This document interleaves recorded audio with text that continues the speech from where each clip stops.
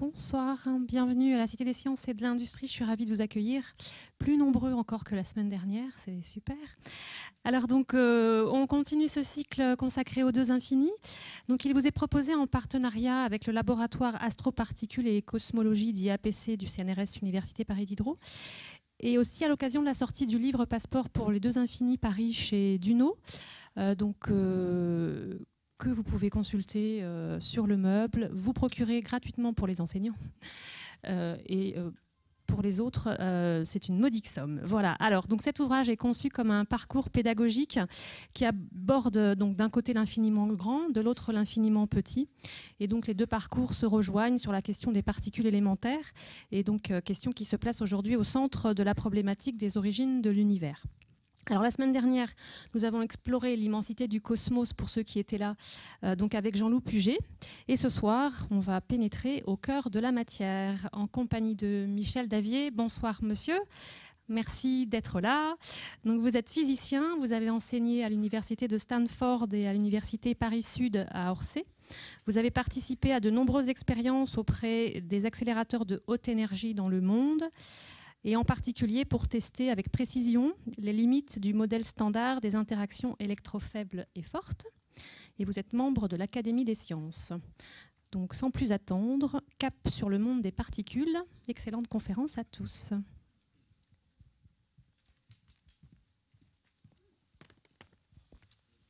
Merci d'être venus pour ce voyage au cœur de la matière. Donc, la semaine dernière, l'infiniment grand. Cette semaine, l'infiniment petit. L'infiniment petit, c'est le domaine de la physique des particules. Donc, nous allons parler physique des particules. En toile de fond de cette diapositive, c'est un des détecteurs qui est sur le LHC au CERN. Il n'y a rien pour vous indiquer l'échelle, mais le diamètre de toute cette structure cylindrique, c'est à peu près 20 mètres. Donc c'est vraiment la taille d'un immeuble hautement instrumenté avec des technologies de pointe. Je ne vais pas trop vous parler de détecteurs, on va parler surtout des problématiques de la physique des particules. Mais c'était bon de commencer, disons, par un instrument qui est actuellement en cours de prise de données au CERN. Alors, je vous rappelle brièvement donc, les structures de la matière dans l'univers. La matière est très structurée dans l'univers, à partir de très grandes échelles jusqu'aux petites échelles. Et on va s'intéresser donc aujourd'hui aux petites échelles. Donc, si on plonge dans la matière, que voit-on? Eh bien, on tombe sur les atomes qui ont des dimensions de l'ordre du dixième de nanomètre. Alors, j'utiliserai des notations puissance de 10, donc 1 sur 10, 1 sur 1 avec 10 zéros, donc 10 puissance moins 10 mètres. Ça, c'est la taille de l'atome. Donc, on voit déjà que la plongée est déjà très significative à partir de la taille humaine. Et les atomes, on sait, donc depuis longtemps, ils sont formés par la taille de ces atomes, c'est la taille du nuage d'électrons qui est dans ces atomes. Donc, j'ai mis avec des couleurs différentes les acteurs là, qui arrivent progressivement. Donc, on voit que déjà même au niveau de l'atome, il y a les électrons, et on verra que les électrons, ça va faire partie de nos constituants de base de la physique des particules. On sait que les électrons interagissent électriquement avec le noyau autour duquel ils gravitent. Et ce noyau, on sait depuis exactement 100 ans, puisque c'est l'anniversaire de l'expérience de Rutherford, que ce noyau est extrêmement petit par rapport à l'atome. C'est un petit point dans l'atome qui est 100 000 fois plus petit que la taille de l'atome. Donc l'atome, c'est vraiment une boule d'électrons avec un tout petit point au milieu, le noyau. 10 puissance moins 15 mètres. 10 puissance moins 15 mètres, on appelle le femtomètre. La physique des particules, c'est la physique en dessous du femtomètre. C'est ça qui va, la calibration, disons, de l'échelle de distance qu'on va avoir. Et ce noyau, même s'il est très petit, il a une structure. Et cette structure, ce sont des protons et des neutrons, donc de charge positive et de charge zéro pour le neutron. Alors, le plan...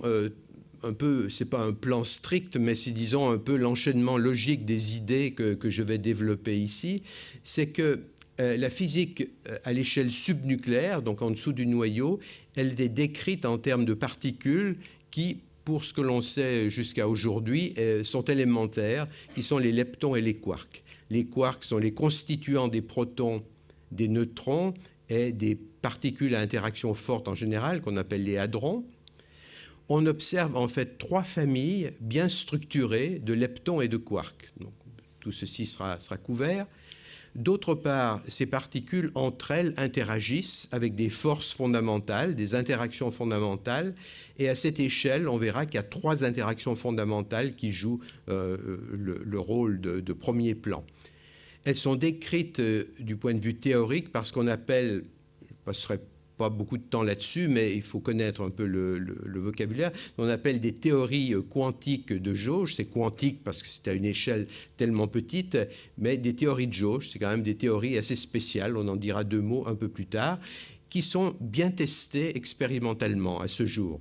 Et tout cet ensemble de théories quantiques de jauge qui décrivent ces 3 interactions, c'est ce qu'on appelle le modèle standard. On pourrait presque l'appeler une théorie standard parce que ça va nettement plus loin qu'un modèle, mais traditionnellement on l'appelle le modèle standard. Même si ça marche très bien, il y a beaucoup de questions qui subsistent dans le modèle standard et qui ouvrent des portes au-delà du modèle standard. Et les expériences sur le LHC au CERN vont permettre de répondre à un certain nombre de questions très importantes. Mais il n'y a pas que le LHC. Je vous montrerai aussi d'autres approches possibles pour étudier la physique des particules et même pour aller à des énergies beaucoup plus hautes que le LHC. Donc, la dernière phrase, donc, qui est un peu le leitmotiv de cette série ici, c'est que la connexion entre les 2 infinis, la cosmologie d'une part pour l'infiniment grand, la physique des particules pour l'infiniment petit, c'est vraiment un des aspects les plus fascinants de la science moderne. C'est quelque chose qu'au début, on n'aurait certainement pas imaginé, que la physique de l'infiniment petit joue un rôle aux plus grandes échelles de l'univers. Donc, je reviens donc sur les constituants fondamentaux de la matière. Donc, vous voyez ici à gauche l'atome, donc des dimensions qui sont de l'ordre de 10 puissance moins 10 mètres, les électrons. Donc les électrons font partie d'une famille qu'on appelle les leptons, des particules qui n'ont pas d'interaction forte avec les protons et les neutrons. Donc il y a l'électron, et on a découvert que par la radioactivité, que l'électron était accompagné souvent, et en tout cas il y a un partenaire de l'électron qui s'appelle le neutrino-électron, qui est une particule de charge 0, on verra de très petite masse, et qui est le partenaire de l'électron dans la radioactivité bêta. À l'intérieur donc du noyau des protons et des neutrons, et comme je l'ai dit, les quarks qui sont les constituants du proton et du neutron. Et pour décrire un proton et le neutron, on a besoin de 2 types de quarks, un quark qu'on appelle U, un quark qu'on appelle D, comme up and down. Et donc on a, vous voyez, une espèce une famille ici avec 2 leptons, 2 quarks qui constituent ce qu'on appelle la première famille des quarks et des leptons. En fait, là, on aurait pu, le créateur ou ce qui a donné naissance à toutes ces choses-là, aurait pu s'arrêter à ce niveau-là, parce que je vais vous parler du modèle standard, donc, qui sont les interactions entre toutes ces particules. Et en fait, le modèle standard fonctionne impeccablement au niveau de cette famille. Il fonctionne au niveau des leptons, il fonctionne au niveau des quarks, et en principe, tout fonctionne très bien à ce niveau-là. Le modèle standard est une entité qui régit les interactions de ces différentes particules. Seulement, la nature n'a pas choisi d'être aussi simple, et on verra plus tard qu'il faut faire appel à plusieurs familles. Alors, j'ai dit que le proton et le neutron étaient composites et qu'ils étaient formés de quarks. Comment le sait-on? Eh bien, on le sait d'abord en faisant une expérience, en faisant diffuser des électrons. Vous voyez le diagramme à droite, des électrons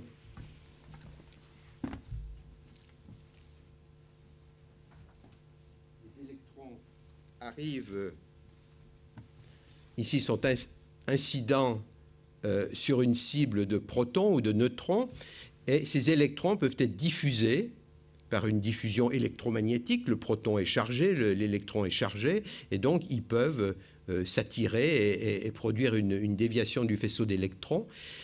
Et ce qui est remarquable, c'est que la distribution angulaire, c'est-à-dire la probabilité que l'électron soit diffusé à petit angle, angle moyen ou grand angle, dépend en fait de la taille de cet objet.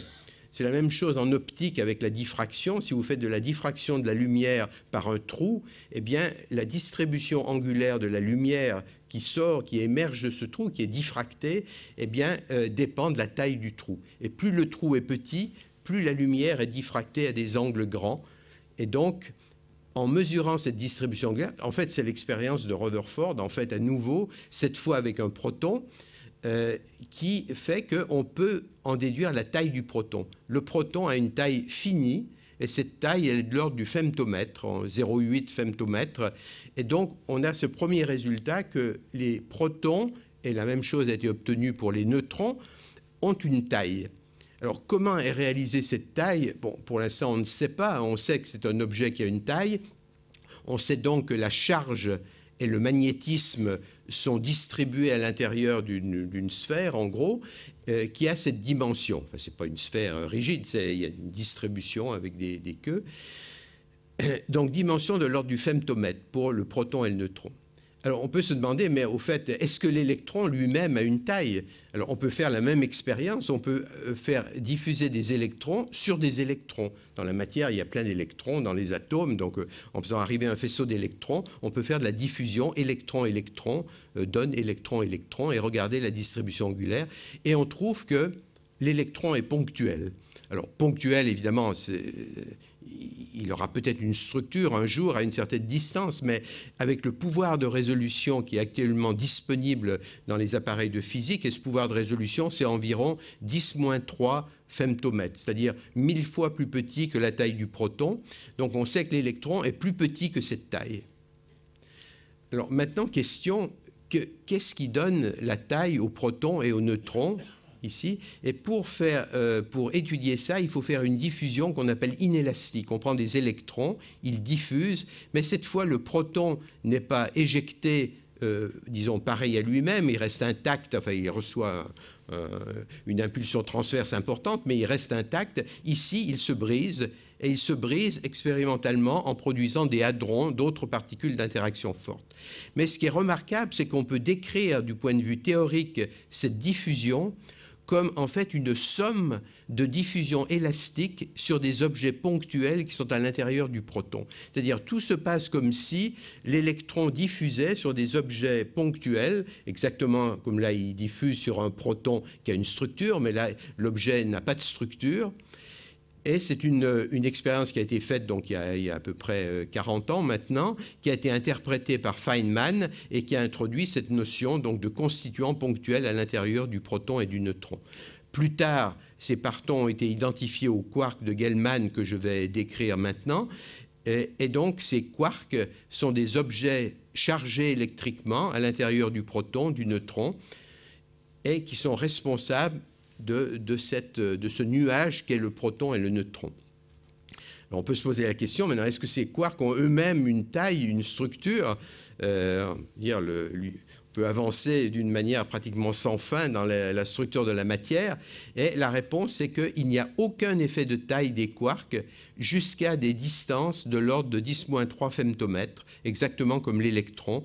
Donc à la distance de 10-3 femtomètres, à la fois l'électron et les quarks sont des objets sans structure. Alors, les choses se compliquent. Alors, elles se compliquent très tôt parce que déjà en 1936, donc ça ne date pas d'aujourd'hui, on a découvert un électron lourd, 200 fois plus lourd que l'électron, une particule qui a des propriétés analogues à celles de l'électron, mais 200 fois plus lourd. On a découvert en 1962 qu'il avait son neutrino associé, qui était différent du neutrino-électron. Et à partir de 1975, on a découvert un nouveau type de quark appelé quark charmé. Et on avait découvert au préalable des particules dites étranges et qui ont trouvé leur explication à partir du moment où on a inventé, découvert ce quark S étrange. Donc, arrivé d'une deuxième famille de leptons et de quarks, donc deux leptons, deux quarks ici. Et à ce moment-là, on se dit pourquoi deux familles? Pourquoi, je vous ai dit, le modèle standard marchait très bien avec une famille. En fait, il marche très bien avec la deuxième famille. Et on se demande pourquoi il y a cette réplique. Alors, avant de continuer, donc, je voudrais parler un peu de spectroscopie hadronique. On a parlé du proton et du neutron, mais j'ai mentionné le terme hadron, qui sont des particules qui sont un peu du même type que le proton et le neutron, mais qui ont des nombres quantiques différents, des masses différentes, des propriétés différentes.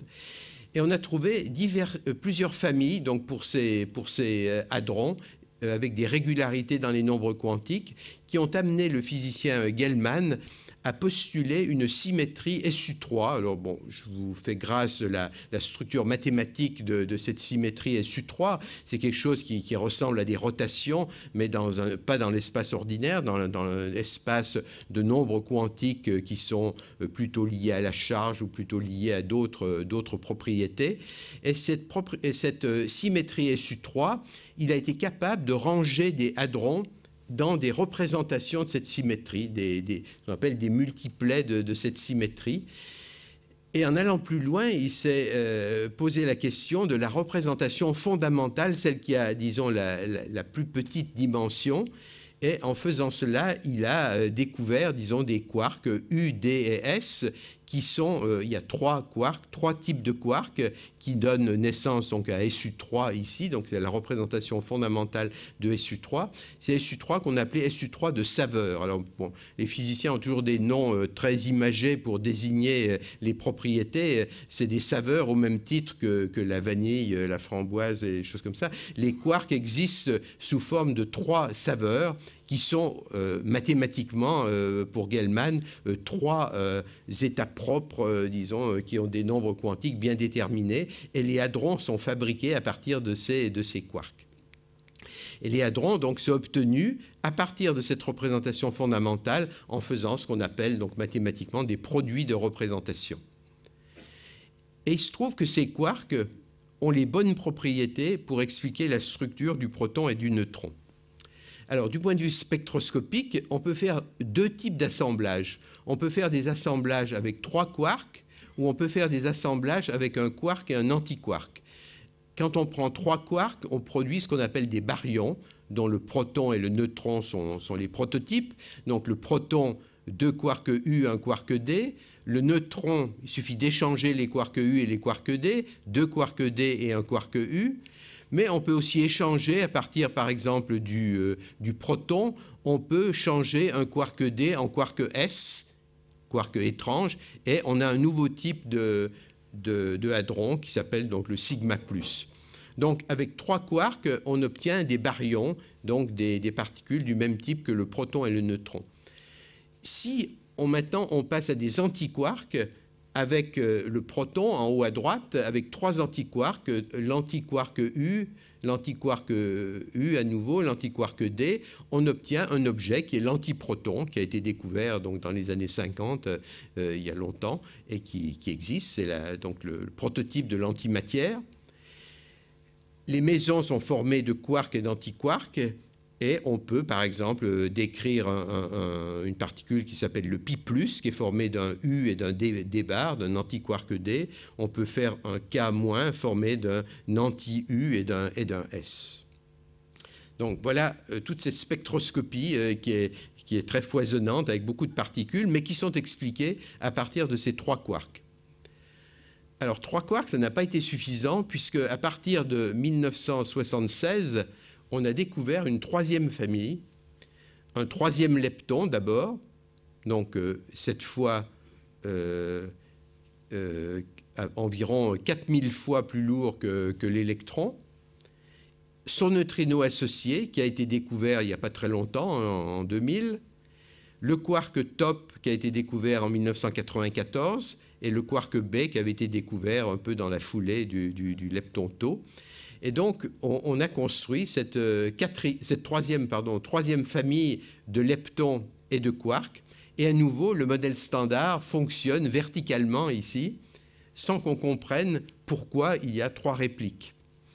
Alors, évidemment, il y a des questions qui se posent à ce moment-là. D'abord, pourquoi 3 ? Pourquoi pas 1, comme j'avais dit au début? Pourquoi pas 2? Pourquoi pas 4? Pourquoi 3?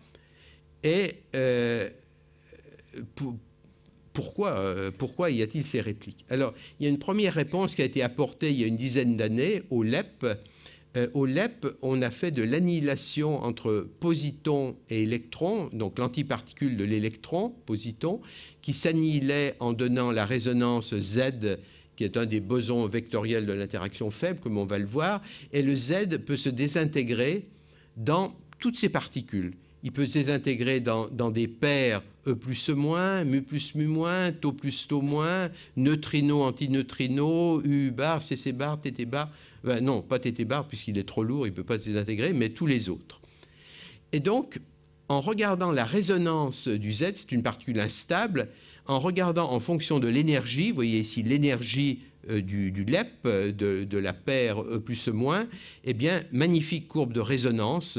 On voit une particule qui est excitée ici, qui a une largeur naturelle qui est mesurée par la largeur de cette courbe ici. Et on voit les points expérimentaux qui sont donnés par ces barres d'erreur. Alors, les barres d'erreur ont été multipliées par 10 ici pour que vous puissiez les voir. Autrement, c'est vraiment des mesures de très grande précision. Et on peut maintenant comparer ce que serait cette courbe s'il y avait plus de neutrinos, ou moins de neutrinos d'ailleurs. S'il y avait moins de neutrinos, eh bien, le Z se désintégrant dans des paires neutrinos-antineutrinos, eh bien, sa largeur serait plus faible. S'il y a plus de neutrinos, sa largeur serait plus grande. Alors, pourquoi les neutrinos? Ben, les neutrinos, parce que ce sont vraiment des objets très spéciaux. Ils ont une masse excessivement faible. On verra, ce sont une masse qui est 1 million de fois plus faible que l'électron, qui est vraiment l'objet le plus léger ici, à part les neutrinos. 1 million de fois plus faible et probablement beaucoup plus faible.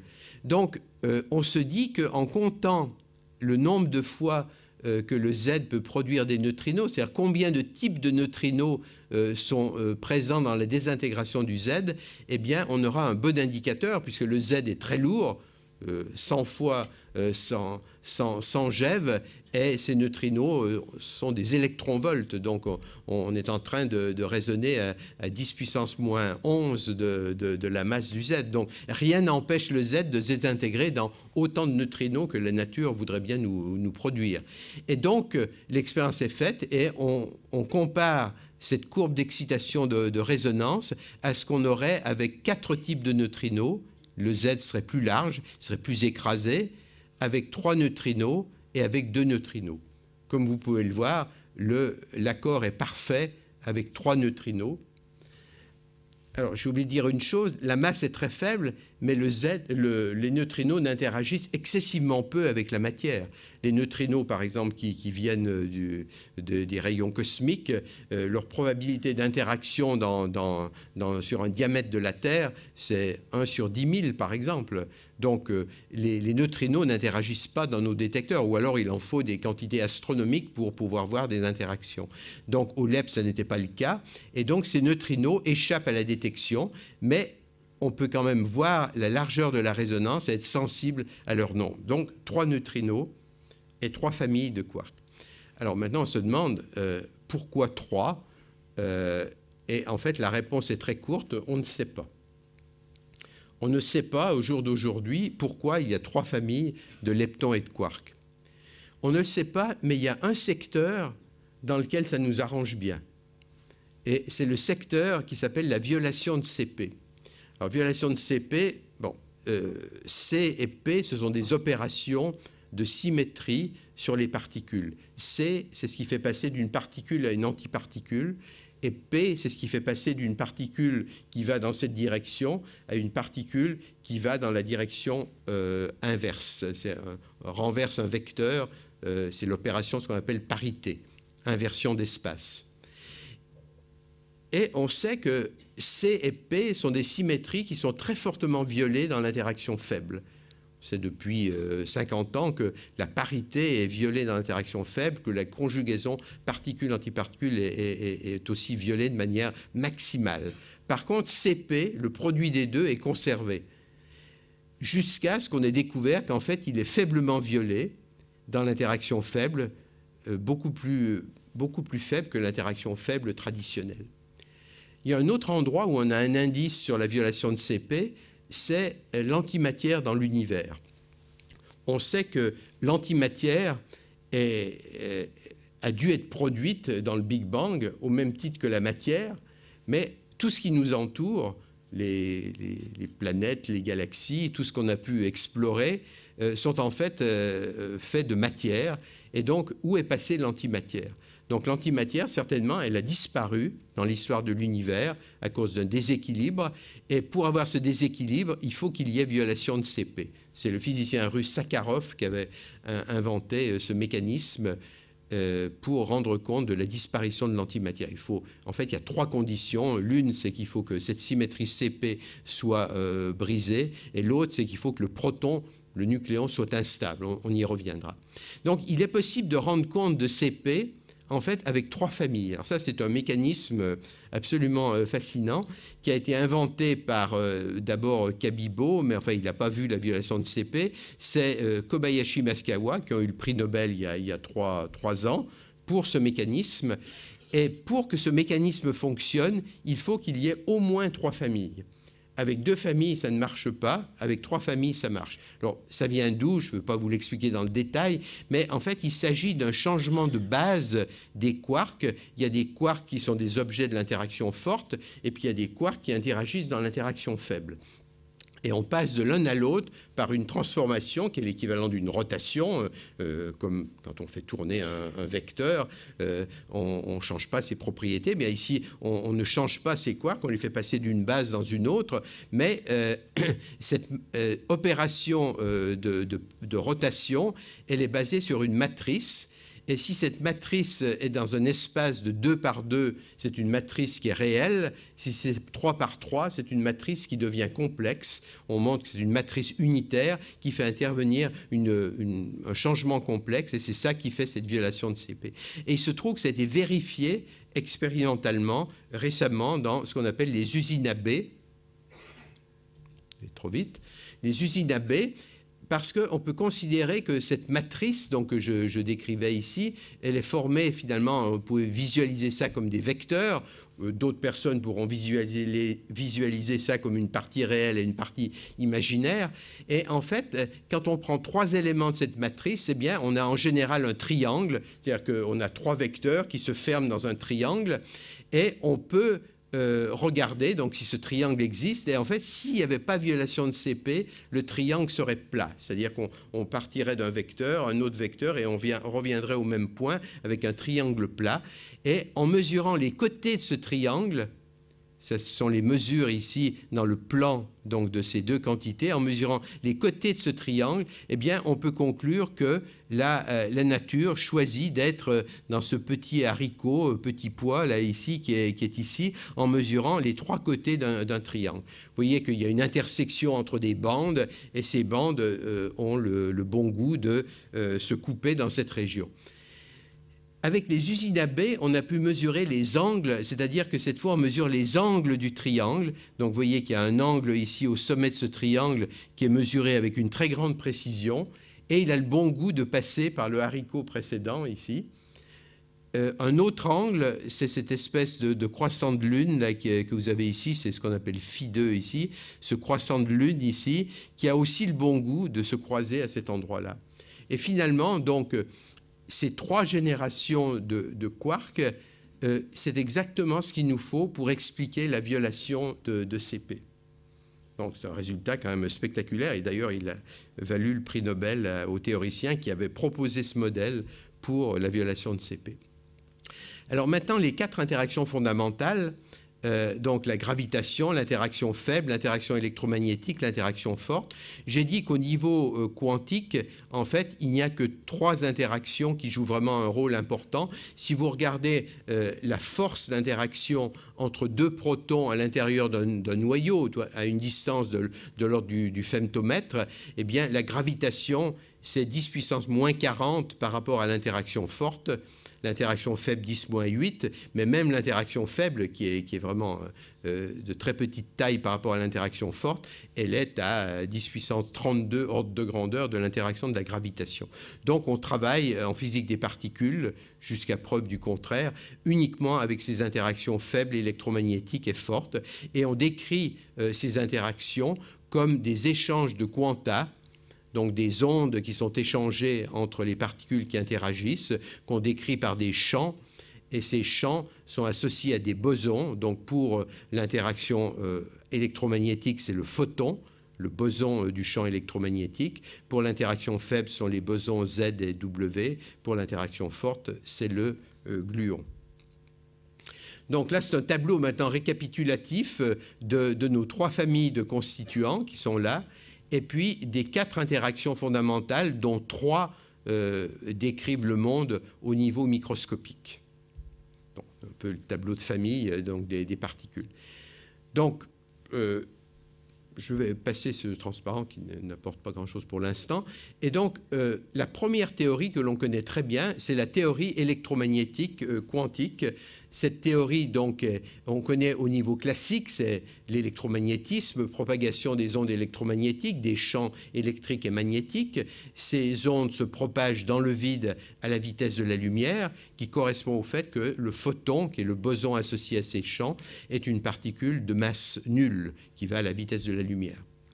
L'électrodynamique quantique, c'est la théorie des champs associés aux particules chargées et qui décrivent leurs interactions par émission et absorption de photons.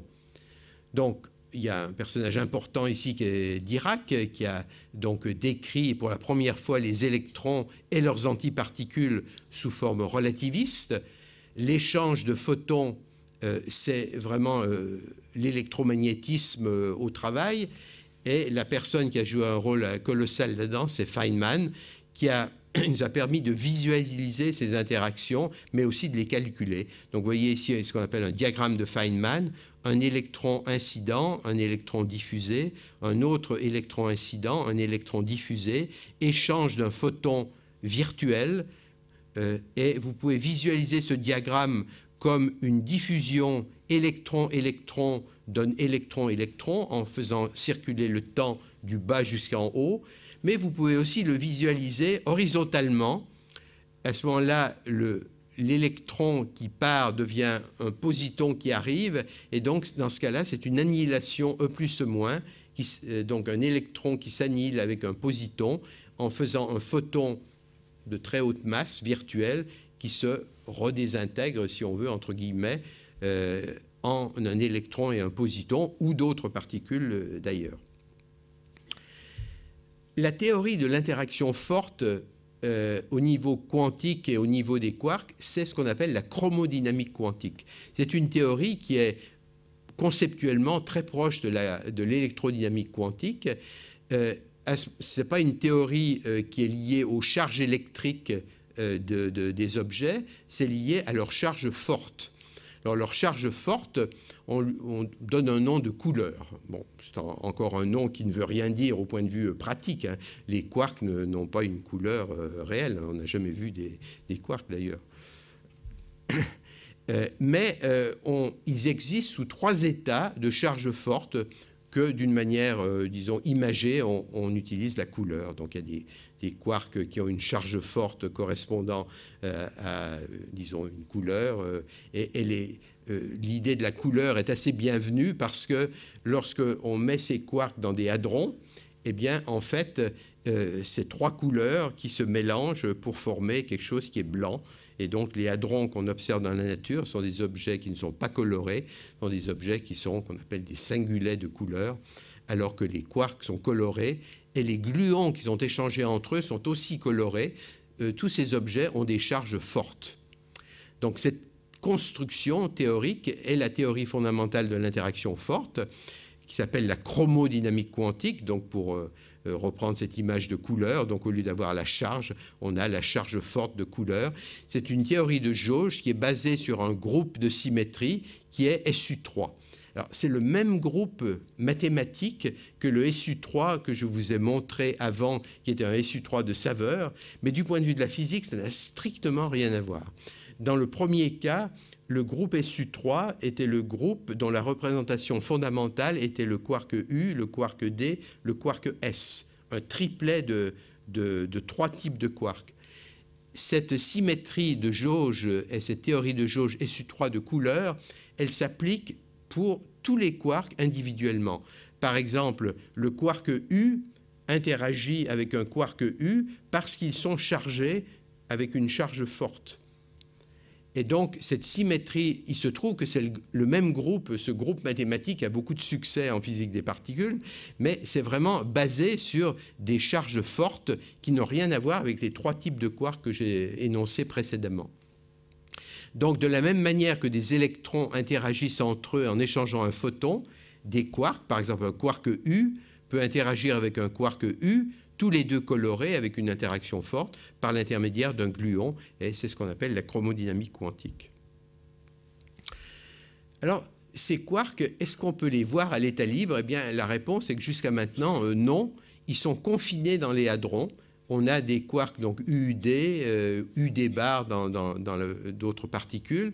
La taille typique d'un hadron, c'est 1 femtomètre. Et donc, on n'a jamais, jusqu'à ce jour, détecté un quark à l'état libre. On n'a détecté que des particules qui sont des états liés de ces quarks. Alors, pourquoi parle-t-on des quarks? D'abord parce qu'on a vu qu'il y avait une structure et que tout se passait comme si on avait ces constituants ponctuels à l'intérieur des hadrons. Mais il y a une approche assez directe que l'on peut mettre en œuvre, c'est l'annihilation, comme je vous ai dit, électron-positon, par l'intermédiaire d'un photon virtuel de très haute masse. Et ce photon, il peut se coupler à tout ce qui est chargé. Pas forcément des électrons, des muons, mais aussi des quarks. Les quarks sont chargés électriquement et donc ils peuvent être couplés à un photon, exactement comme une paire d'électrons. Et donc, lorsqu'on produit une paire quark-antiquark par l'intermédiaire du champ électromagnétique, cette fois ici, et que ces deux quarks sont produits, eh bien, on leur a communiqué de l'énergie et ils vont avoir tendance à se séparer. Que se passe-t-il?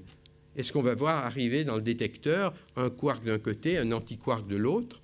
Eh bien, non, on ne voit pas arriver un quark. Et donc, ce qui se passe, c'est que l'électron et le positon interagissent ici, dans ce point de l'espace-temps.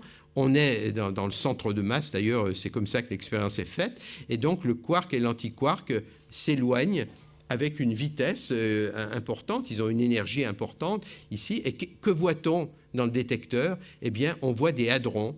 On voit un jet de hadrons d'un côté, un jet de hadrons de l'autre, ce qui fait que les quarks ont créé ces hadrons. Comment peut-on visualiser cette création de quarks et d'antiquarks?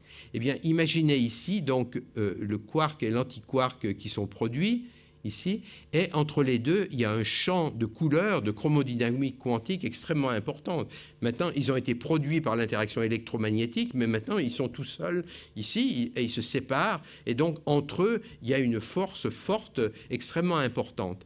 Et donc, le vide qui est entre les deux est fortement polarisé par cette interaction forte très, très importante, et en fait, le vide ne tient pas, et donc, le vide crée des paires quark-antiquark entre les deux, ici, exactement comme dans un diélectrique, on produit des molécules polaires avec des charges plus et moins que l'on peut séparer.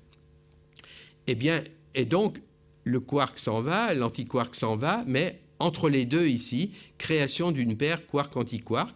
Et à partir du moment où on a fait cette paire, vous voyez, on peut fabriquer un hadron ici avec le quark et l'antiquark. Alors, on peut, en général, ce qui se passe, c'est qu'il y a plusieurs paires qui sont produites, et donc il y a toute une chaîne de ce type-là, avec des hadrons qui sont produits, et ce sont ces hadrons que l'on va détecter dans les détecteurs. Alors, ce n'est pas de la fiction, hein. Regardez ce qui se passe au LEP quand on fait justement cette réaction. C'est un détecteur, ici c'est le détecteur Aleph. On regarde l'annihilation plus ou moins dans le sens, et c'est comme s'ils avaient fait leur collision dans le plan, perpendiculairement au plan de l'écran ici. Et que voit-on apparaître ici? C'est qu'on voit donc apparaître, je ne vois plus apparaître mon spot par contre, on voit apparaître donc à gauche ces deux jets de hadrons qui sont en fait la mémoire de la paire quark-antiquark qui a été produite. Et donc le diagramme du haut, qui est E plus E moins, donne quark-antiquark.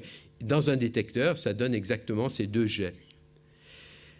Mais si la chromodynamique existe, eh bien, toutes les fois qu'on produit un quark, ces quarks peuvent rayonner des gluons, exactement comme une particule chargée peut émettre un rayonnement électromagnétique. Donc on peut avoir un diagramme ici comme en bas, avec émission d'un gluon par un des quarks ou un antiquark produit.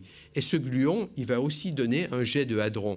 Et donc on peut prédire d'avance, et ça a été observé, qu'il y aura des événements aussi avec 3 jets de hadron, des jets liés au quark et un jet lié au gluon, et donc lié à ce mécanisme qui est un phénomène fondamental de la chromodynamique quantique. Donc, une fois qu'on a maintenant ces joujoux, les quarks, les gluons, on peut avoir une vue plus réaliste du proton. On avait dit qu'un proton, c'était deux quarks U, un quark D, mais il faut imaginer que entre ces interactions entre un quark U et un quark D, eh bien, il y a des gluons qui sont échangés. Ces gluons peuvent polariser le vide, comme je l'ai indiqué, créer des paires quark-antiquark. Donc, il y a aussi des paires quark-antiquark qui sont produites, mais qui vont avoir beaucoup moins d'importance, entre guillemets, que les quarks principaux U et D. Et donc, un proton, c'est une boule très compliquée avec des quarks, des antiquarks, des gluons. Et quand on fait des collisions proton-proton au LHC, eh bien, on envoie ces objets très compliqués l'un en face de l'autre, et on espère faire des choses très simples à partir de ça. Et les choses très simples, c'est de faire des collisions entre deux quarks, entre un quark et un antiquark, ou entre deux gluons, par exemple. Alors, le modèle standard, c'est vraiment un succès considérable jusqu'à maintenant, comme je l'ai dit, avec l'interaction électromagnétique et faible qui a été unifiée dans l'interaction électrofaible. Je dirais un mot plus détaillé après, parce que unifié, c'est un petit peu entre guillemets qu'il faut le mettre. Et puis, il y a l'interaction forte, et toutes ces interactions sont décrites théoriquement en mécanique quantique, avec la mécanique quantique, la relativité et un principe de jauge qui correspond à ces symétries mathématiques qui sont données par ces groupes de symétrie. Et le fait que ce soit lié à des symétries correspondant à des transformations géométriques dans certains espaces, ça leur donne à ces interactions une origine géométrique un peu c'est pas la même dans tous les cas, mais c'est un peu une origine commune. Donc, on peut se poser des questions, disons, sur l'unification possible de cette chose-là. Donc, il y a eu des tests expérimentaux de très haute précision. Le succès le plus spectaculaire, ça a été de pouvoir utiliser ces mesures de précision pour prédire, en fait, la masse du 6e quark qui n'avait pas été découvert au moment des expériences sur LEP et qui pouvait être prédit de manière indirecte par les expériences de précision, et qui a été découvert quelques années après aux États-Unis, exactement à la bonne masse. Il y a un élément qui n'a pas été découvert, c'est en fait... je crois que j'ai un autre pointeur ici, c'est le boson de Higgs dont je vais parler un peu plus tard, qui est le seul élément manquant du modèle standard électrofaible. Donc, quelles sont les grandes questions ouvertes qui nous font quelquefois avoir des insomnies la nuit? Donc, il y a des questions qui sont dans le cadre du modèle standard, donc je viens d'y faire allusion. Le boson de Higgs existe-t-il? Quelle est l'origine de la masse des particules? Mais presque toutes les questions qu'on se pose vont faire appel à des extensions du modèle standard. Par exemple, une grande unification est-elle possible entre toutes les interactions? Quelle est la nature de la matière noire qu'on observe dans l'univers? Comment expliquer la mystérieuse énergie noire que l'on trouve aussi dans l'univers, en cosmologie. Pourquoi 3 familles de leptons et de quarks? J'essaie de donner une réponse partielle, mais certainement pas une réponse vraiment dynamique. Pourquoi il y a ces 3 familles? Où est passée l'antimatière dans l'univers? Il y a ces neutrinos qui ont des masses excessivement faibles. Que nous disent ces neutrinos du point de vue de l'univers et de la physique des particules? Il y a des questions qui font appel à des changements absolument révolutionnaires. Est-ce que l'espace a plus de 3 dimensions? Que se passe-t-il à l'échelle d'énergie de Planck? Donc, je ne vais pas couvrir tout ça, mais je vais vous donner quelques éléments. Et le LHC va fournir des réponses à certaines de ces questions. Alors, d'abord, l'origine de la masse et le boson de Higgs. Le gros problème qui nous empêchait de dormir il y a quelques dizaines d'années, c'était le problème de pourquoi les bosons de l'interaction faible W et Z, qui sont en fait responsables de la faiblesse de l'interaction faible, pourquoi ces bosons sont-ils lourds, alors que dans les théories de jauge, pour qu'une théorie de jauge fonctionne, il faut que les bosons n'aient pas de masse. Donc l'électromagnétisme, c'est une théorie de jauge parfaite, le photon n'a pas de masse et la théorie de jauge fonctionne.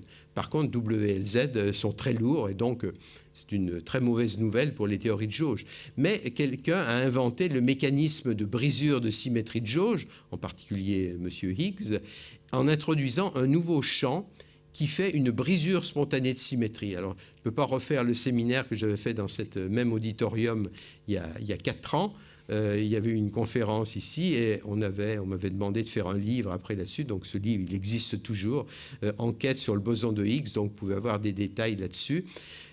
Depuis ce temps-là, on recherche toujours le boson de Higgs. On arrive à circonscrire à peu près son domaine, comme je vais montrer, mais on ne l'a toujours pas découvert. Et je pense qu'au LHC, on va absolument le découvrir. Ou si on ne le découvre pas, on aura découvert quelque chose d'autre, c'est que ce n'est pas le modèle standard que l'on croyait.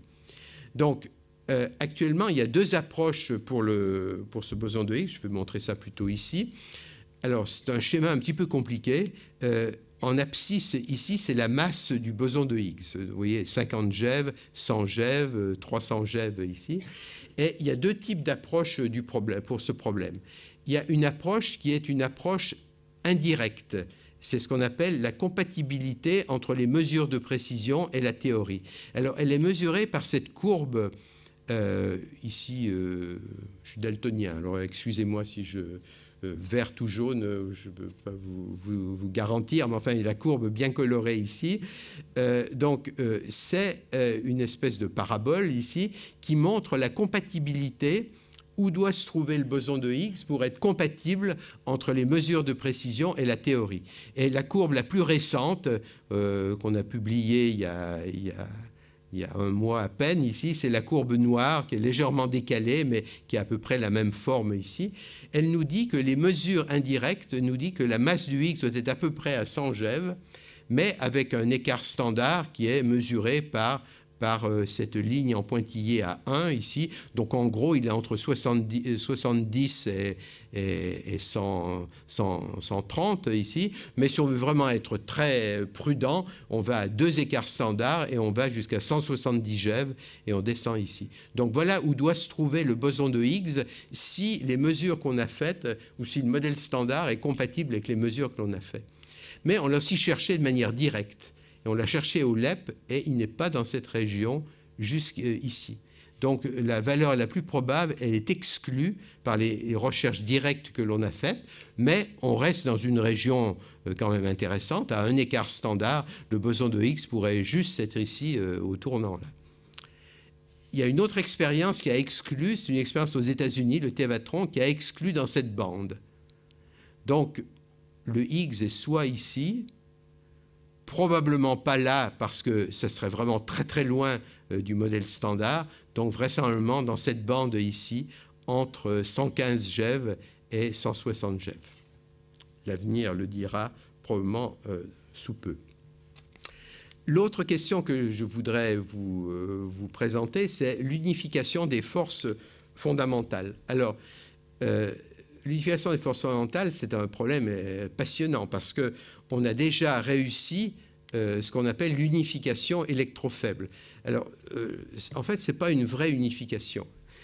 C'est en fait un mariage entre deux théories de jauge, une qui ressemblerait à l'électromagnétisme, qui est basée sur un groupe U1, une qui ressemblerait à l'interaction faible, qui est basée sur un groupe SU2. Chacune de ces théories de jauge a ses bosons de jauge, ceci pour le SU2, ceci pour le groupe U1, et il y a un mariage entre ces deux théories avec en fait une combinaison linéaire de ces bosons de jauge. Et ce que l'on voit dans la nature, c'est le W+, le W-, qui sont les mêmes que les bosons de jauge qu'on a ici, mais les bosons neutres ici sont mélangés et on voit apparaître le Z0 et le photon. Ces deux théories de jauge, elles ont des couplages G1 et G2. Vous voyez que quand on fait interagir des particules, il y a des nombres qui apparaissent ici, qui est ce qu'on appelle la constante de couplage, qui est typique de cette théorie.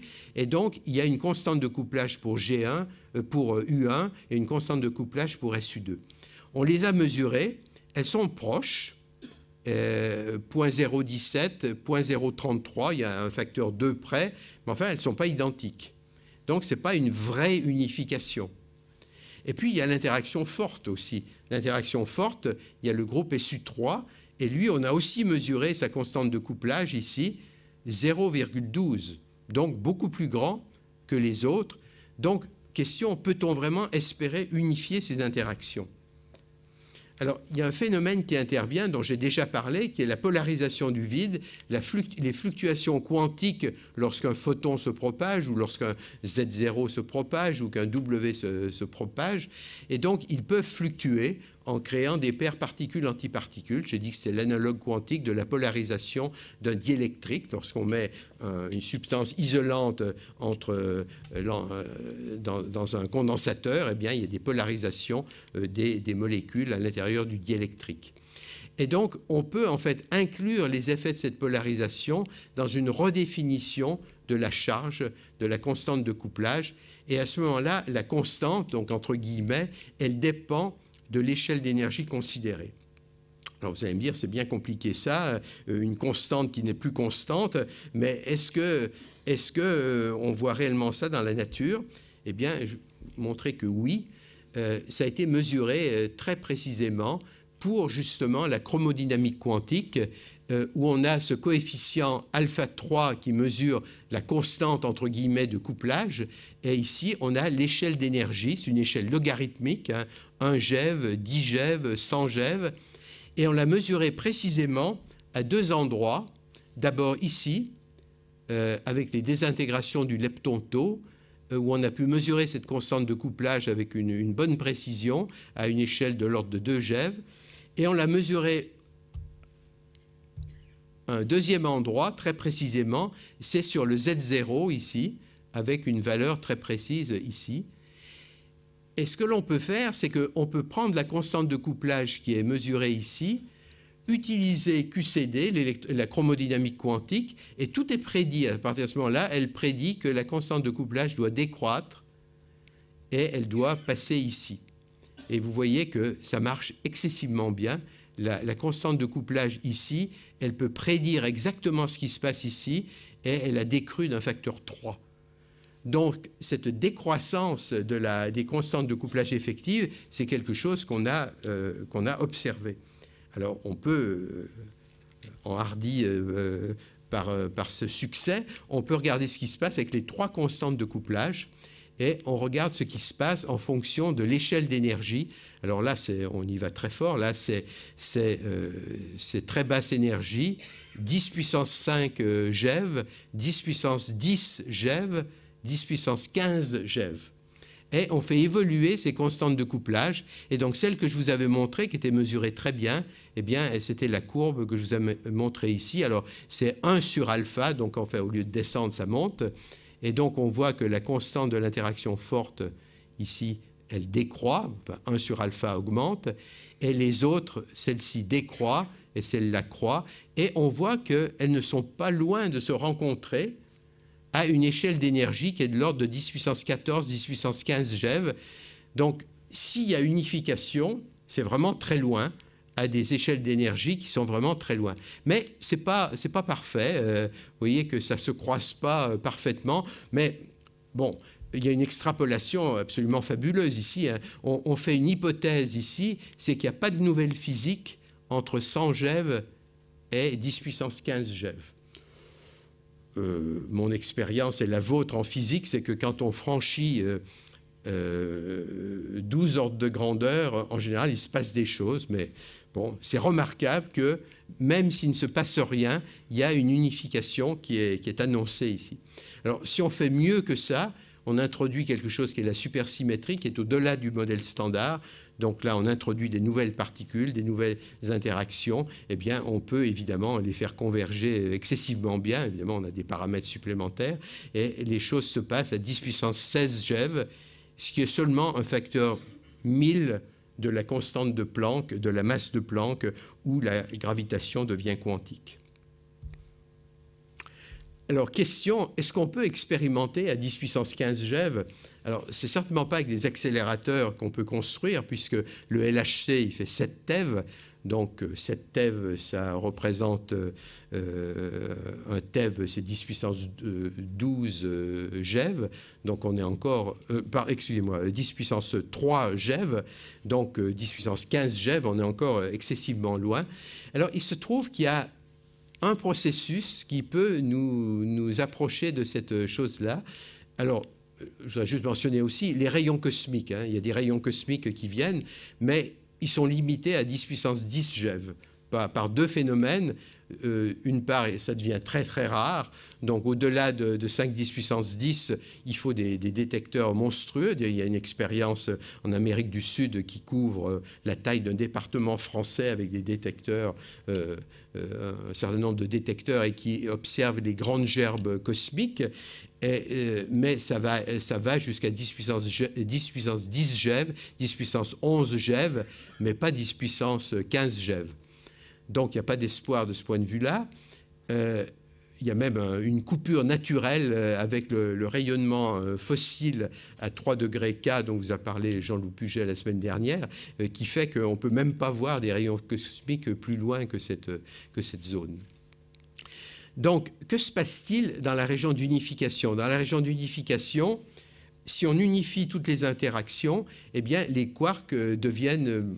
Enfin, sont les cousins des leptons, sont dans les mêmes représentations, et donc on peut avoir des transitions entre des quarks et les leptons, et donc le proton peut se désintégrer parce que des quarks peuvent donner des leptons. Donc le proton qui est stable normalement parce qu'il ne peut pas donner des hadrons plus légers, s'il peut donner des leptons, eh bien il pourra se désintégrer. Donc ceci a été cherché dans des détecteurs sous terre, par exemple le détecteur Super Kamiokande, 50 000 tonnes d'eau. 50 000 tonnes d'eau, c'est 3 10 puissance 34 nucléons, et donc on peut chercher si un ou deux de ces protons se désintègrent chaque année, et donc on peut faire des tests extrêmement précis. Et actuellement, la vie moyenne du proton, on n'a pas vu se désintégrer, elle est plus grande que 10 puissance 33 années. C'est un chiffre colossal, hein.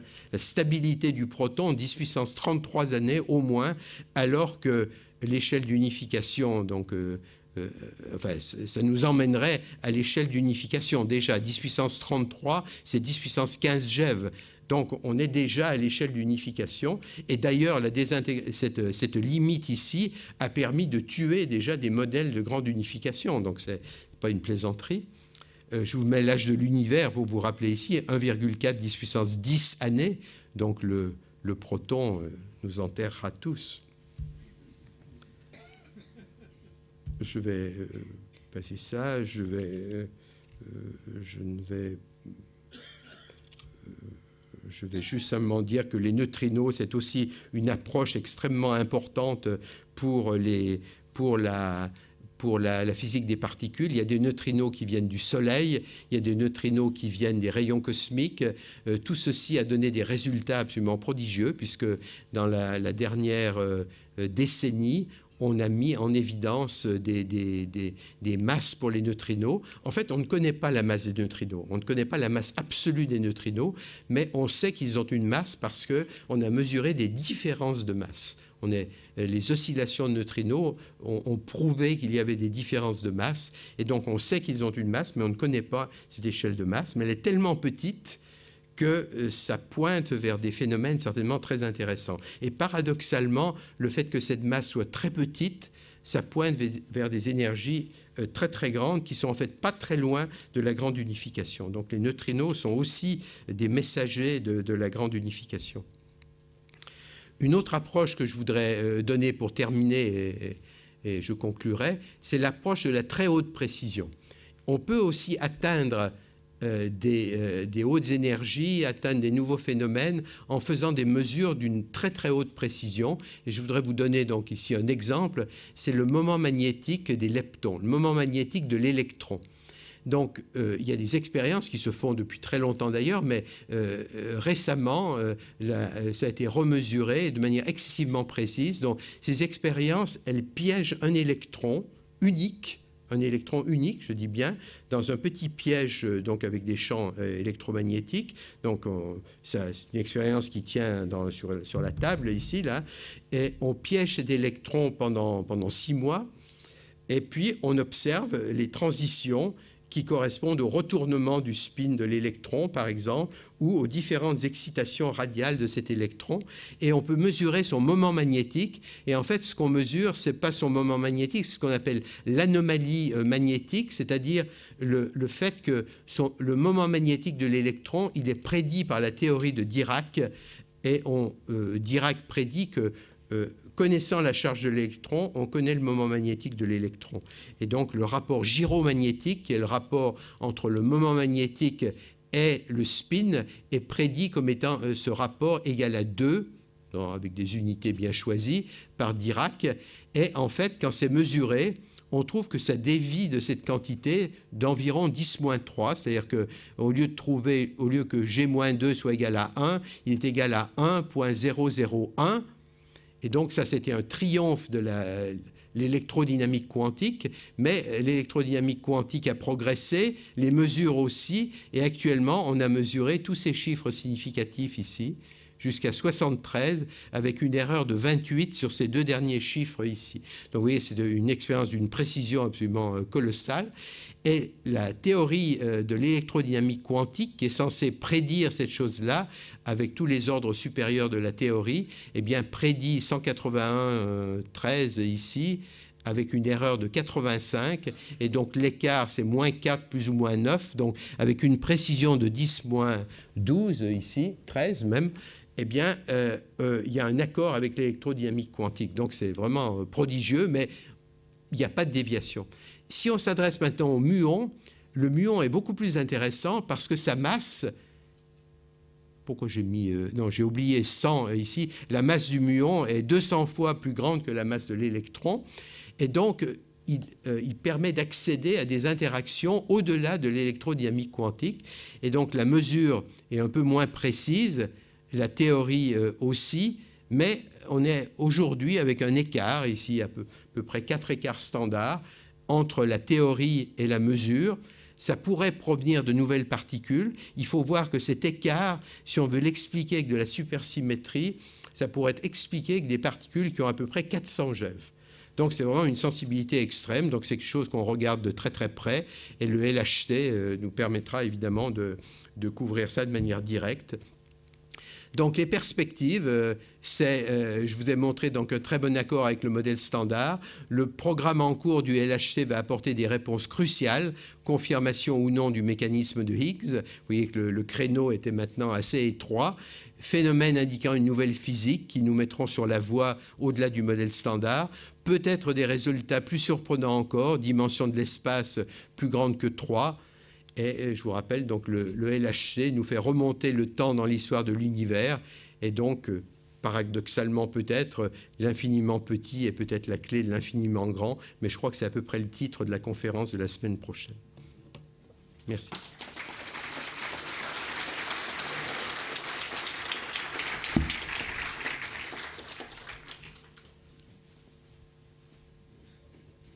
Alors, si vous avez des questions...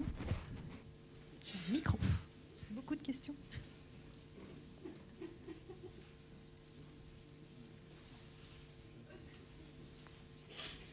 question ici.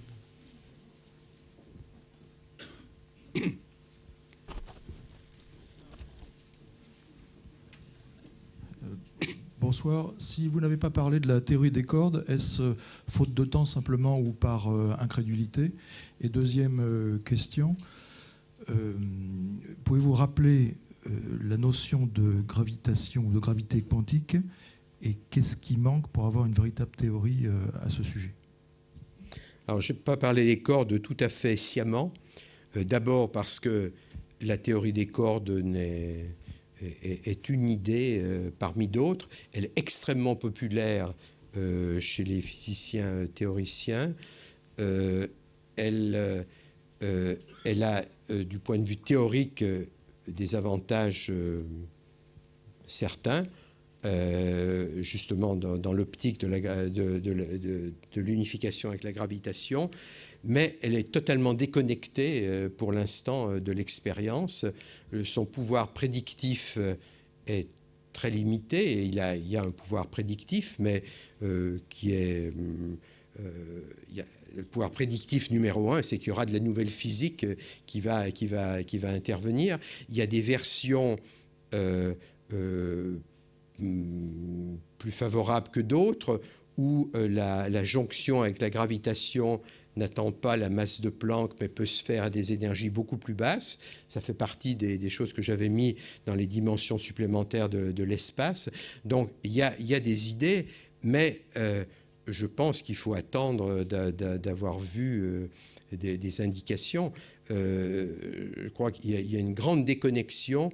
Il y a tellement de questions au niveau du modèle standard, au niveau des extensions que l'on va pouvoir tester ici. Les perspectives au niveau de la théorie des cordes, moi je pense que c'est quelque chose de passionnant, hein. Je n'essaye pas de démonter ça, mais je pense que c'est pour l'instant très déconnecté du monde expérimental. C'est très élégant, il y a des aspects extrêmement élégants, des aspects mathématiques très, très, très, très intéressants, mais je répète, très peu et pas du tout des prédictions fortes.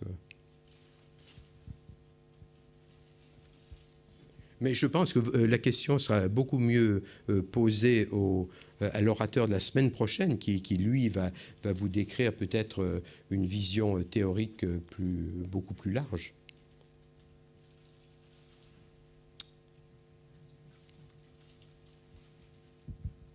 Il y avait une deuxième question sur la gravité quantique, sa signification résumée, et qu'est-ce qui manque pour qu'on arrive à construire une théorie de cette nature?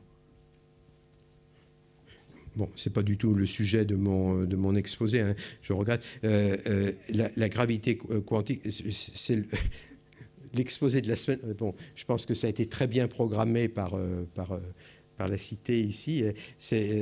Il y a l'infiniment grand, l'infiniment petit, et la semaine prochaine, si j'ai bien compris, c'est justement la jonction avec la gravitation, comment décrire la gravitation dans le cadre de théorie, et en particulier comment faire ces jonctions. Donc moi, je ne voulais pas traiter ce sujet aujourd'hui, puisque c'est le sujet d'une autre conférence.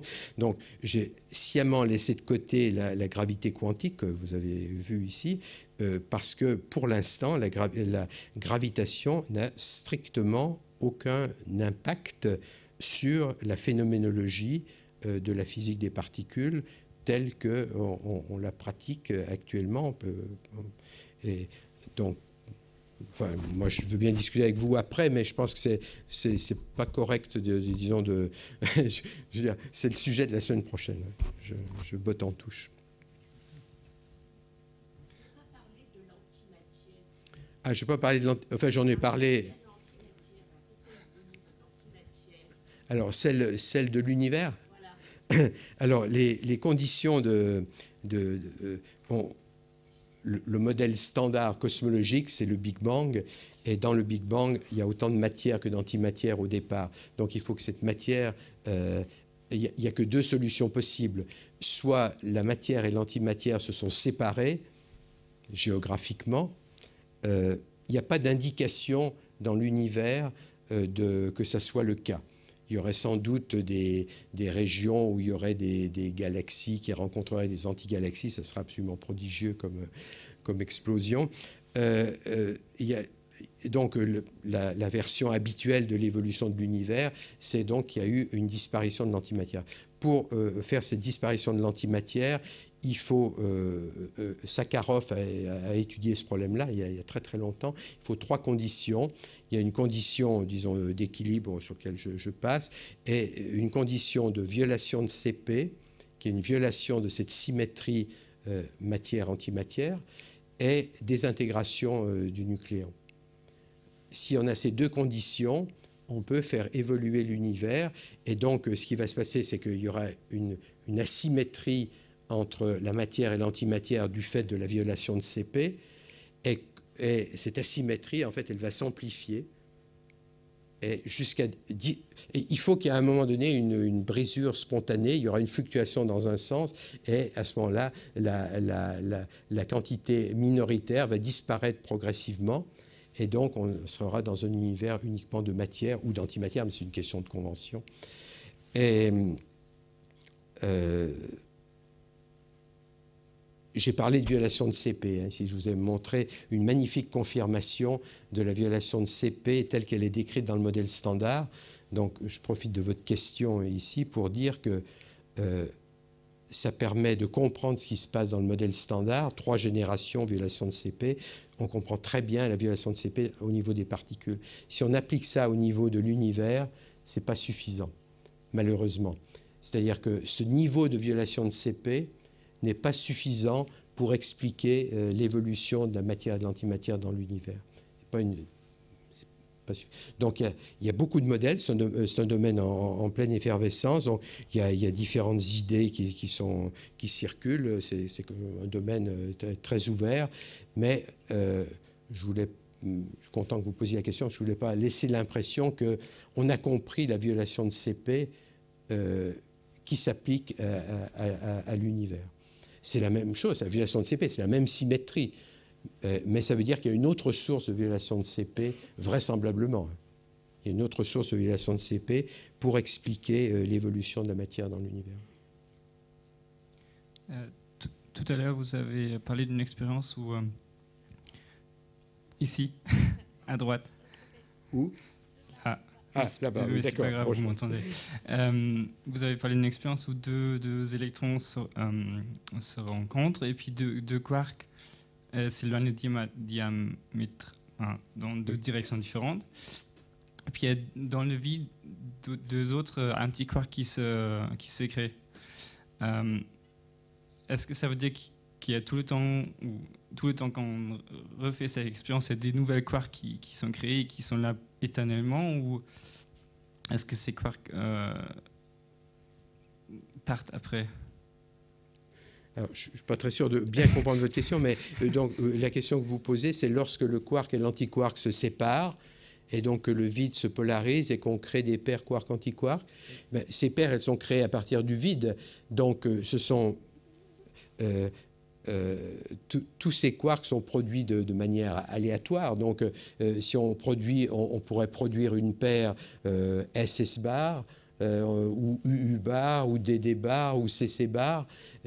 Plus le quark est lourd, ça dépend de l'énergie qui est mise en jeu dans le processus, donc moins c'est probable, mais autrement, on peut produire différents types de quarks. Donc, vous imaginez que de cette manière-là, on peut produire différents types de hadrons, puisque si on avait par exemple un quark U et un quark U bar qui partaient, si on crée un quark, une paire DD bar au milieu, ça peut faire par exemple un pi plus d'un côté et un pi moins de l'autre, par exemple. Mais si on avait créé SS bar, ça serait un K plus et un K moins, par exemple. C'était votre question. Je ne sais pas si j'ai compris le tout, mais pour moi, ça voudrait dire qu'avec cette expérience, on peut créer des quarks, rajouter des quarks dans l'univers. Mais bon, je ne sais pas si c'est ça. Non, on ne rajoute pas des quarks dans l'univers. On arrive avec des électrons et des positons, avec une énergie. On crée un photon virtuel qui a l'énergie donc c'est l'énergie de ce photon virtuel qui crée la paire quark-antiquark et puis tous les hadrons qui sont produits après.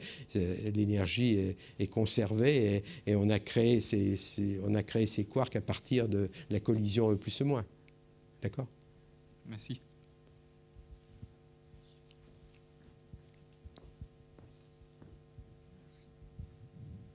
Oui. Oui. J'aimerais qu'on revienne sur la notion de masse que vous utilisez souvent. Quand on regarde l'électron, on définit une masse, mais on a vu que c'est... il n'y a pas de rayon, en fait. On n'a pas trouvé un rayon, donc il est vraiment ponctiforme. Bien. Quand on prend maintenant un quark, on trouve la même chose. Mais quand on prend un proton, on trouve quelque chose. Donc ça voudrait dire que la notion de masse doit être définie un petit peu, parce que vous avez dit aussi que le photon n'en a pas. Or, le photon a une énergie. Et la relation E égale mc2 implique qu'à toute énergie correspond une masse ou réciproquement. Or, vous avez dit non. Donc le photon n'a pas de masse, vous avez mis 0. Par contre, c'est son énergie qui en donne.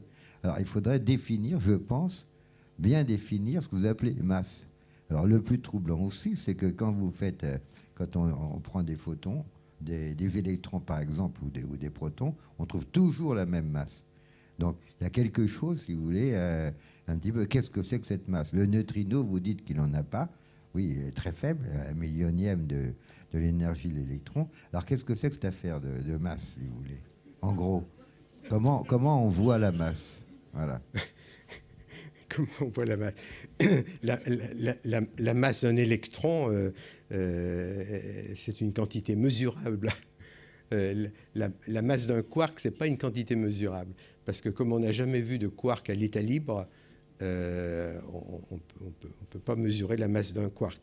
Mais bon,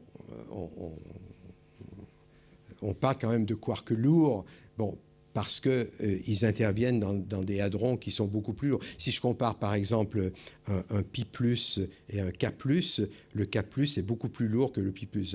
Or, on est passé d'un quark D à un quark S, donc on a tendance à dire que le quark S est plus lourd que les autres. Mais un quark, on ne peut pas mesurer sa masse, parce que les quarks sont confinés dans les hadrons. Et j'ai dit que la longueur de confinement, c'était de l'ordre du femtomètre. Les hadrons ont une taille de l'ordre du femtomètre.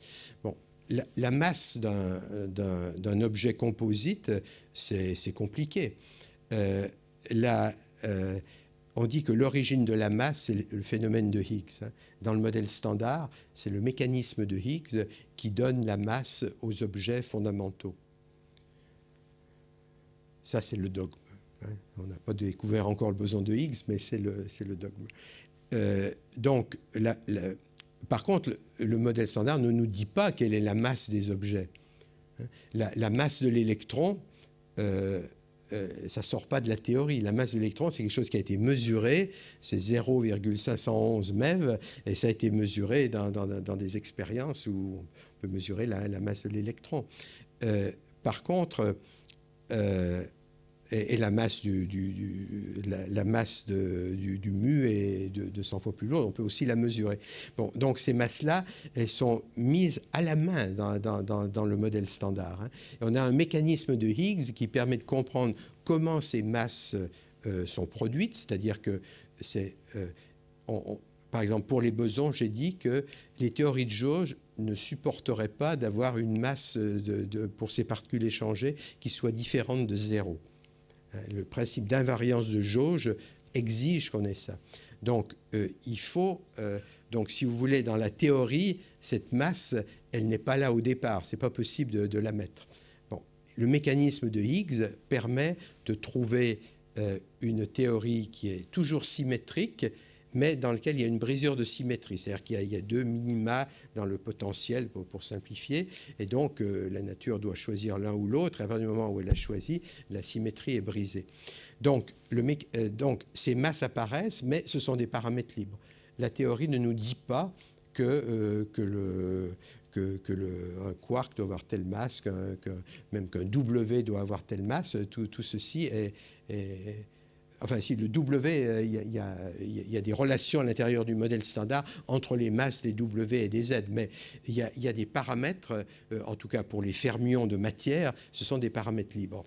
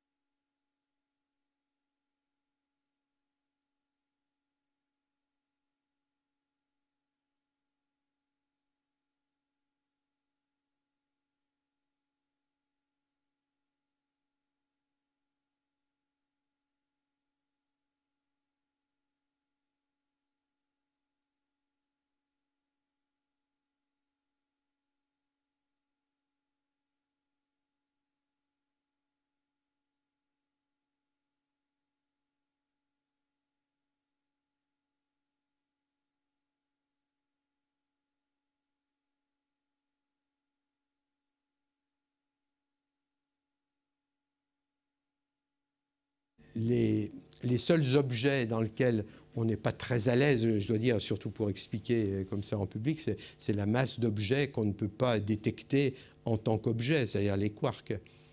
Donc là, c'est plus à l'intérieur d'un cadre théorique où dans la théorie, dans quelque chose qui s'appelle le Lagrangien, qui est la quantité qui définit les interactions dans cette théorie, il y a des termes de masse qui viennent du mécanisme de Higgs, donc avec une masse qui est mise, dont la valeur absolue est mise à la main, quoi.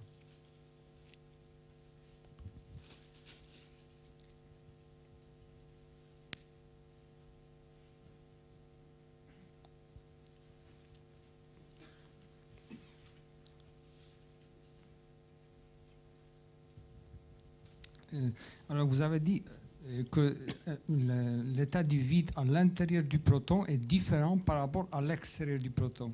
Je voudrais savoir d'où vient cette différence. Je ne crois pas avoir dit ça, non. Moi, si j'ai bien compris. Le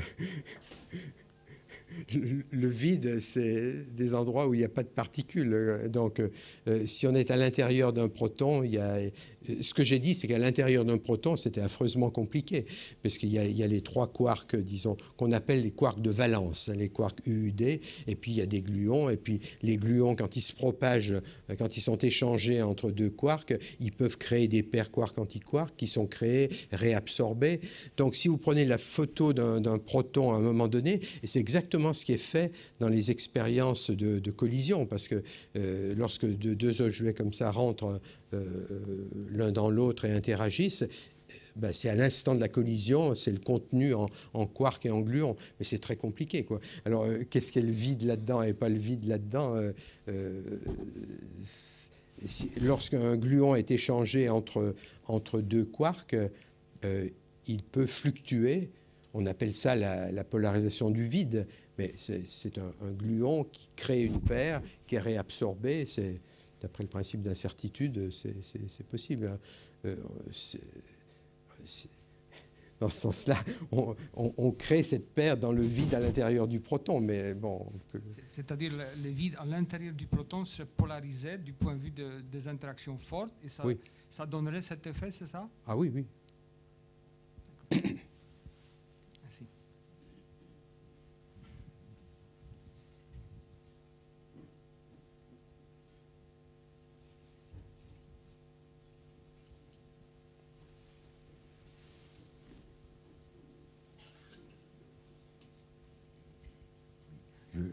Je voudrais aussi poser une question sur ce fameux électron. Alors, je vois qu'il est dans le tableau. Il est considéré à peu près comme un quark, donc dans le tableau standard. Et est-ce qu'on a une idée sur sa structure? Qu'est-ce que c'est qu'un électron par rapport à un quark, par exemple, ou un neutrino? Alors, ce que j'ai dit, c'est que tout ce que l'on sait au jour d'aujourd'hui, c'est que les électrons, comme les quarks, sont des objets qui n'ont pas de structure plus grande que 10-3 femtomètres, 10 puissance moins 18 mètres. Le modèle standard ne leur donne aucune structure réelle, puisqu'on dit qu'il n'y a pas de nouvelle physique qui apparaît. Maintenant, il peut y avoir d'autres possibilités. Évidemment, la possibilité... Je dirais que la situation... bon, quand je dis, voilà, on regarde un noyau, les protons, des neutrons. On regarde les protons et les neutrons, on trouve des quarks. Maintenant, on regarde des quarks, quelqu'un dirait, bon, on va trouver autre chose, quoi. Bon, ça, c'est la... Rien n'interdit de retrouver une structure à l'intérieur des quarks. Rien ne l'interdit. Hein. On peut, en dessous du millième de femtomètre, rien n'interdit de trouver une structure. Je trouve que ça serait un peu déprimant, personnellement, parce que c'est déprimant, mais quand on regarde l'histoire de la physique, à la fin du 19e siècle, on pensait que les atomes, c'était la fin, hein, que la physique s'arrêtait là. Donc, peut-être on n'a pas assez d'imagination, mais on a des théories quand même qui sont extrêmement puissantes, quoi, ces théories. Quand on regarde cette unification, alors, bon, on peut peut-être pas se laisser bluffer par le fait qu'il ne se passera rien sur 12 ordres de grandeur, mais quand même, c'est quand même suggestif, quand même, cette évolution ici.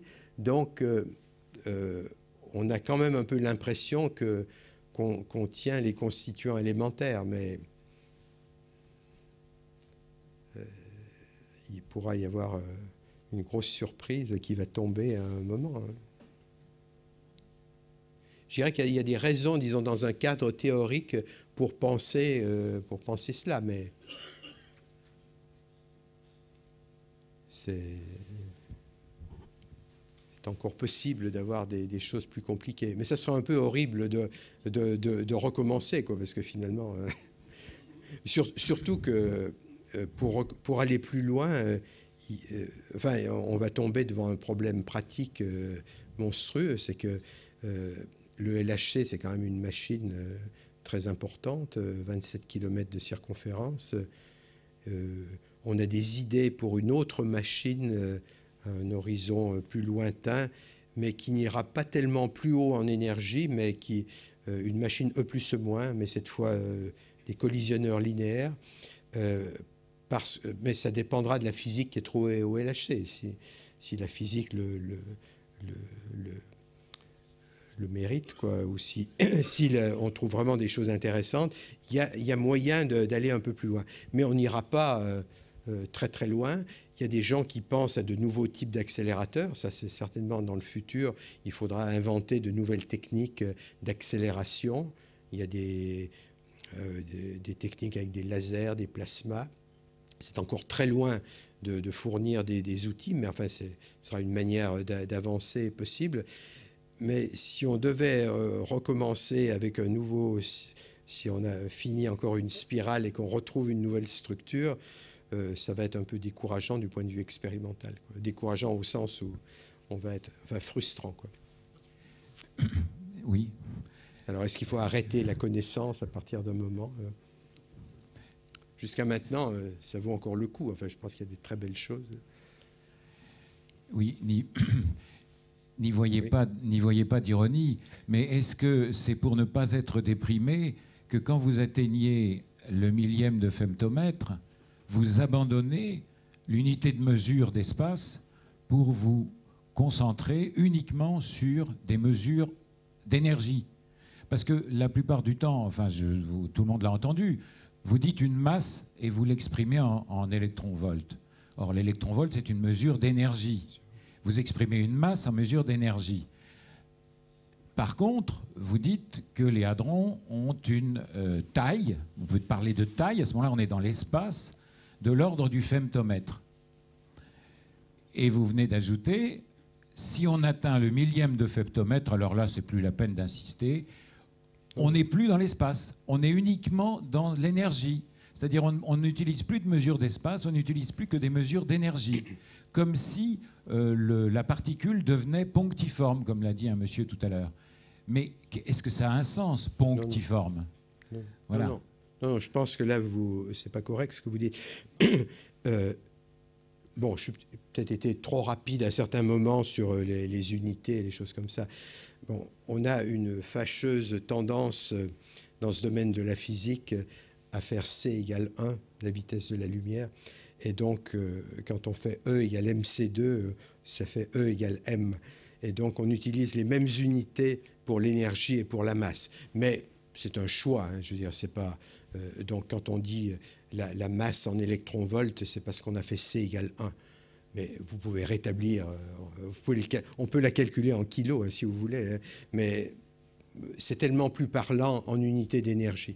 Maintenant, le second point que vous mentionnez, pourquoi des distances pourquoi parler de distance et pourquoi parler d'énergie, ben, ça, c'est le principe d'incertitude. L'expérience de diffusion que j'avais montré, un électron qui diffuse sur un proton, j'ai dit que le proton avait une taille de l'ordre du femtomètre. Ce qu'on communique à ce proton, c'est un transfert d'impulsion. L'électron diffuse, donc il envoie, il y a un transfert d'impulsion à ce proton, et ce transfert d'impulsion, il est interprété en termes de distance, parce que c'est le principe d'incertitude, delta P, delta X. Si vous avez si vous perturbez le système avec une variation d'impulsion, de quantité de mouvement delta P, vous êtes sensible à une certaine distance delta X. Et donc, plus le delta P est grand, plus le delta X est petit. Donc, quand on est à 10,3 femtomètres, c'est parce qu'on a tapé très fort dans les quarks, mais ce n'est pas parce qu'on a abandonné l'idée de lui mesurer une dimension. C'est absolument interchangeable, quoi. Merci, je crois avoir compris. Merci.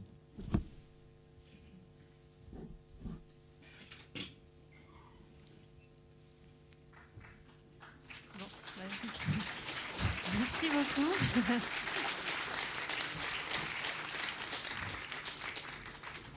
Merci infiniment. Et donc, je vous donne rendez-vous la semaine prochaine pour la suite de ce voyage. Bon retour.